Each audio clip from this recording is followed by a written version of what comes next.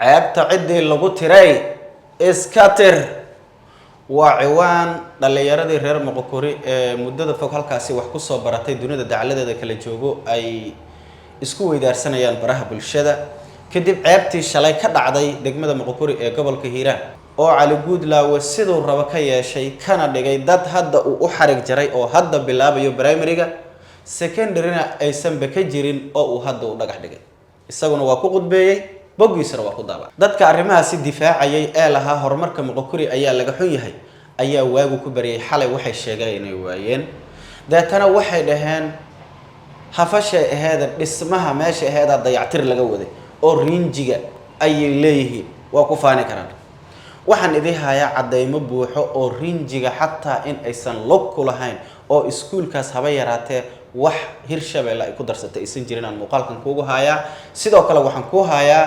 waxa soo hadlay Allah u naxariistay dhowr 20 sano ka hor injineerkii dhisay iskuulkaasi Maxamed Xasan Kulmiye Allah u naxariistay walaalkii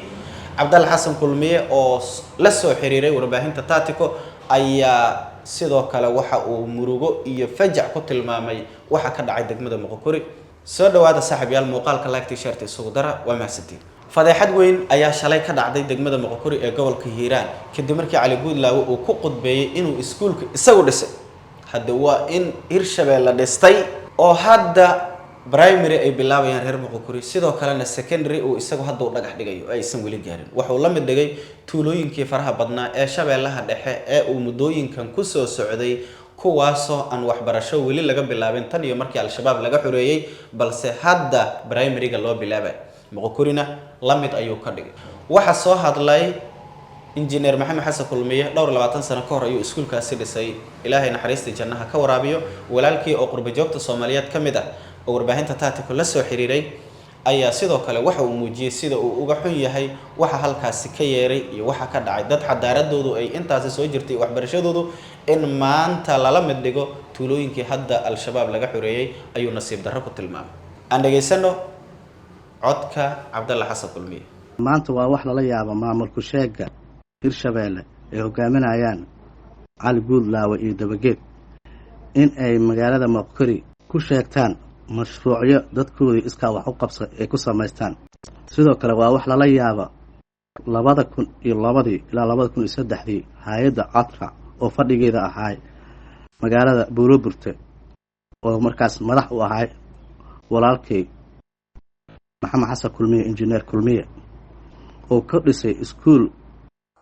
Moqokori 2002 ilaa 2003 in maanta ay yiraahdaan iskuulkaas anaga dhisnay waa wax la yaabo oo laga xumaado waxaa kaloo la yaabay shacabka reer Moqokori nin ka soo jeedo misana u dhisay iskuul 20 sano ka hor in maanta nin kale inuu yimaado libintiisa sheegto ay u sacabtumaan waa waxaan la yaabay ilaa hadda aan qaado la ahay Dabageed iyo kooxdiisana waxa ay ka shaqeynayaan waa isku dir iyo kala fogeyn bulshadaas Moqokori joogto waa arrin fajicisa leh bal maxaa halaabi lahaa haddii dadka deegaanka looga mahad celiyo lagu ammaano lagu abaaliyo in ay xilli adag u soo dhabar adeegeen mushaaraadka macallimiinta halkaasi wax ka dhigayay iyagu bixinayeen xitaa kooxdii al-shabaab xilligay joogtay iskuulkaasi ay ayagu difaac u ahaayeen inay al-shabaab faragashtaan isla markaana arday ay ka aflaxayeen waxa kale oo ku haya tani waa cadeyn kambaniga Himilo iyo hay'adda IOM oo u qaabilsaneed qaramada midoobay in barnaamijka xasilinta ay deegaanada al-shabaabka laga xureeyay ka hirgeliso ama ay ka sameyso dhismayaal iyo dayactir goobaha dadweynaha barnaamijkan sida aan la xiriiray injineeradii iyo dadkii dhismahan qaybta ka ahaa ay ii cadeeyeen waxa uu toos uga baxayay xafiiska ra'iisul wasaaraha isagoo maamul aanan marin marnaba sidoo kale kambaniga Himilo oo dhisay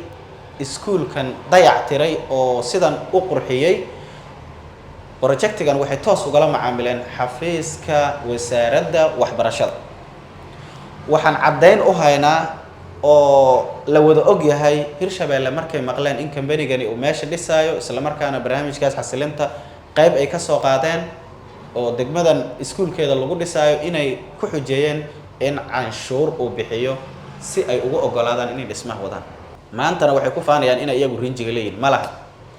walaa rinji walaa kursi waxaba yaraata ay ku darsadeen ma laha